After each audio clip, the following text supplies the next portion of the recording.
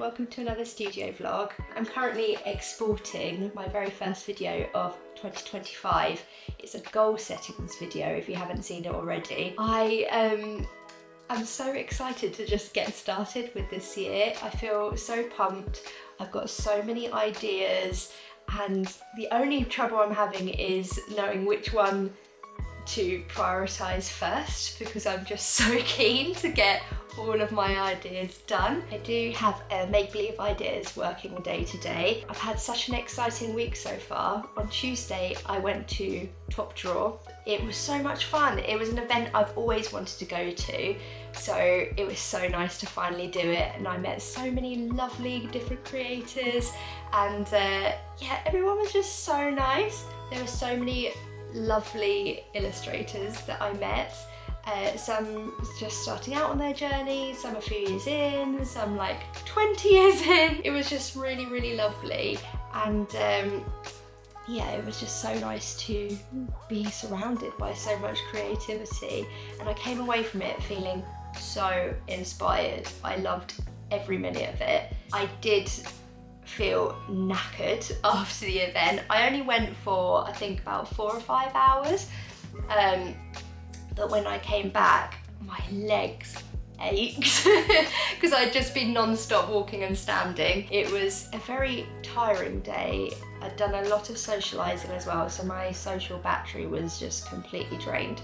It's coming up to 8:30 now, so I'm going to start working on my make-believe ideas projects, and then at lunchtime, on my lunch break, I'm going to go through this massive bag of, well, it's mainly business cards and things, but of like illustrators that I found. But some people gave a few freebies, and including a interesting like blind bag. So I'm really, really excited to open this one, and I will open it on camera. But for now, let's get started on my make-believe ideas work. I am now on my lunch break. I've had a really busy morning illustrating and designing some covers, and I've been so eager to get started opening up this goodie bag. As soon as I entered the hall at Top Drawer, the very first shop that I came across was Fluffmallow. I was drawn to her shop immediately because it was such beautiful pastel colours and the designs were so good. It was only when I got closer that I realised that our sort of mentalities align so well. She has a shop that is just so full of positivity, so good at highlighting inclusivity and diversity. It was everything that I want my shop to be going forward. It was just so joyous, and she had such lovely stickers, lots of lovely hollow designs and things like that. And I tell you what, if things were on sale at this event, I would have come away with so many different products. I could have bought all of it. I don't think my bank balance would be too happy with me. But yes, I urge you, if you are into that kind of thing, to go and look at her shop because it is just awesome. The next illustrator I spoke to was from a shop I've never seen before. It was called In This Colour, and I believe it was so named because she has so many different prints in various colour schemes, which I thought was such a great idea. So if you wanted something which was sort of a more muted tone or cool tone, she would have that, but then might have the same print in something that was maybe like warmer tones or like bolder colours or something. It was so lovely to meet Aya.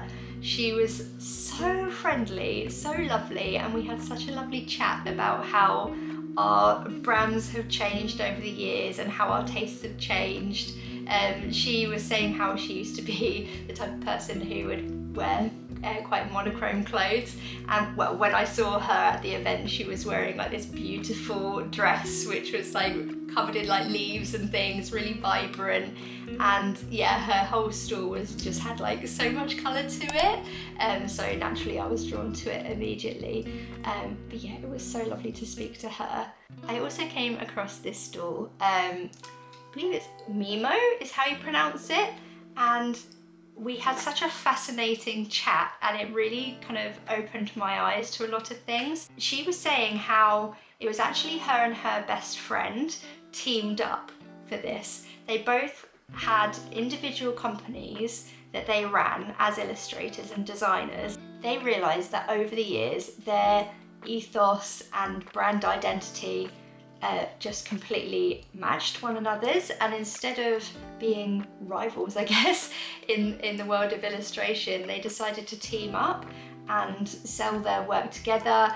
And it was so fascinating to hear her talk about it. She was saying about how sometimes she might have an idea for a design and she'll be trying to work on it, but something's not quite working, so she'll hand it over to her partner, and actually her best friend could create something in her own style that would work much better. As an illustrator and designer myself, I often flit between styles. Now, overall, you can kind of see that I am one brand and one illustrator, but sometimes I like to use line art, sometimes I like to use block colour. Although my work is all cohesive, I do get kind of like bored of working in the same way every single time. So it really got me thinking that actually a lot of brand identity is just down to taste, and you don't have to be drawing in the exact same way every time. It really got me thinking about when I'm developing my next collection, maybe I want to explore that a little bit. So I could be doing some, say for example, a sticker sheet, and the stickers where they could be like really tiny, they might feature, you know, some line work, maybe some solid line work, but then I might also do a print that is block colour, but it's all featuring the same character. And perhaps I could have a play with that to see, you know, how it might all fit together as one body of work. Yeah, it really got me thinking. So it was a really nice chat, and their work was awesome. So they are based in Brighton in the UK, and I'm not sure if they've got a physical shop or if it's just online, but I will link all of the details to all of these artists in the description, so go and check them out if you want to. Another stall that I came across, which is so different to the other ones, but still equally as awesome, was a brand called Orange Juice for Dinner. Now, their work was so stunning, so cohesive, hilarious, and they were so nice. I spoke to the illustrator, Liberty, and we had such a lovely chat, and she was so lovely. She gave me some lovely stickers. I couldn't believe it. So yeah, they're really lovely and glossy, and I'll have to put these in my journal because they're just so cute. Look at them. Look at us marching along. Oh, I'm such a child. It was actually as I was sort of winding down to go, I thought I had sort of covered every aisle, but I think I must have skipped this particular one because it was quite crowded to begin with. So I actually went back on myself to explore it just in case I'd missed something that I'd really want to see, and I'm so glad I went back. Right on the corner, my eyes were drawn immediately to this beautiful pastel stall. Again, a really positive brand, Sunshine Lane. I've never seen her brand before at all, but again, it was just so in line with everything that I want my brand to be in terms of theme. I really want to push a real sort of like positive message with my brand. I've always had this where with my illustrations, my key thing is that I want things to be cute, I want things to be cozy, and I want people to see my work and just get this warm fuzzy feeling about it. And I tell you what, Emma's work just did that. She had gorgeous journals, notepads, like to-do lists, so many pins, all sorts of different things. I think like some little tote things as well. Beautiful, beautiful work, and a beautiful, beautiful person to talk to. She clocked my jumper straight away. I was wearing my Animal Crossing jumper, and she was just like, is that an Animal Crossing character? I'm like, yes, yes it is. And yeah, we had such a lovely chat, and I'm so glad that I discovered her brand. And what's more, when I got home and followed her on all the socials, I realised that she also has a YouTube channel. Her channel is amazing, so if you haven't followed her, go and subscribe to her channel as well. She's so lovely and her work is amazing, and it was really lovely to meet you, Emma, if you're watching this. Now, the last brand that I want to talk about is a brand, Lisa Angel. Now, this was actually upstairs in more like the sort of jewellery section and accessories, and I was actually admiring these, they were like matchboxes, and they had tiny little ceramic pieces inside, and they were all so cute. I believe they're supposed to be like desk buddies, whatever they're supposed to be. They were friggin' adorable and I was just really admiring it. And somebody from the sales team came and approached me, and I was just sort of saying about how I was wanting to expand on my own business, and I just felt I just love cute things, so I was really drawn to this. I've never seen anything like it before. A lot of the people at the event, they don't like you taking photos and things because I guess they think that you're gonna like poach ideas, and I can kind of see why that might be the case. As somebody who's just creative myself and runs my own business, I very much just see it as an opportunity to connect with different designers and illustrators.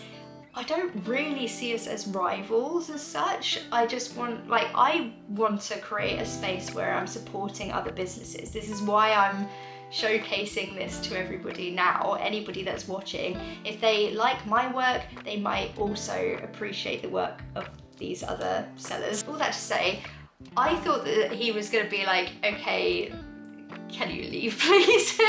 Do not poach our ideas. But instead he was like, oh, would you like one? Would you like one of these matchboxes? They've got these like blind bags, and I think they were giving these out more to like suppliers, but maybe because it was like the last day and they were like winding down, they probably just wanted to, I don't know, shift any leftover stock that they might have. I haven't opened this, so I don't know which one I've got. It's completely blind bag. There were so many lovely designs and I'd be happy with any of them. So I thought I'd open it now. It's literally just a bag. I haven't seen. This is going to be like my first reaction. So what we've got, oh, it's green. Oh my gosh, I really hope this is what I think it might be. So it's a little matchbox, and it says on here, she believed she could, sushi did. Now, this is a sign. If anything, this is a sign, because this brand had so many different themes. This could be a bee, it could be a food item, it could be like a cute character, a bear, a pencil. It had so many different things. So if this is actually a Japanese food item and I'm wanting my collection to be just that, I don't believe in this kind of thing, but this, when things like this happen, it really makes me wonder. Oh, I've just got, oh my gosh, it's so cute. I don't want to break it. Don't look at my face, look at this. So it's got a little matchbox, and inside, this is ridiculous. How lucky am I that I got this one? It's so tiny. How am I even gonna, look at the detail on that. It's a little, it's just too much. Look. Oh, it's so beautiful. So thank you to that man and who was on the sales team at Lisa Angel. I will treasure this forever. I can't believe that they gave me this, and it was the sushi one. Right, this is gonna really push me now to get started with this collection. I wanted to make a note of all the artists' names and websites so that when I want to buy gifts for any of my stationery and craft-loving friends, I have a list of options to go to. I wrote down everything that I loved about each artist. For example, the neurodivergent stickers from Fluffmallow and Aya's beautiful prints. This journal is not aesthetically pleasing in the slightest, and as much as I would love it to be, I don't have the time to make it look beautiful right now, and that's okay. I don't want perfection to be the enemy of the good here. Done is better than perfect. I will say though, I have enjoyed brightening it up a bit with stickers, and the ones that Liberty gave me do a really good job at bringing this page to life. I struggled a bit here to take them off their backing card, but that is totally down to the fact I have such short fingernails. Anyone with children, I'm sure you can relate, and if you can't, I expect you just have better self-care than I do. In which case, good on you. It's something I'm trying to get better at this year. Whenever I've attended markets and events like this in the past, I wonder how on earth people find the courage to do it.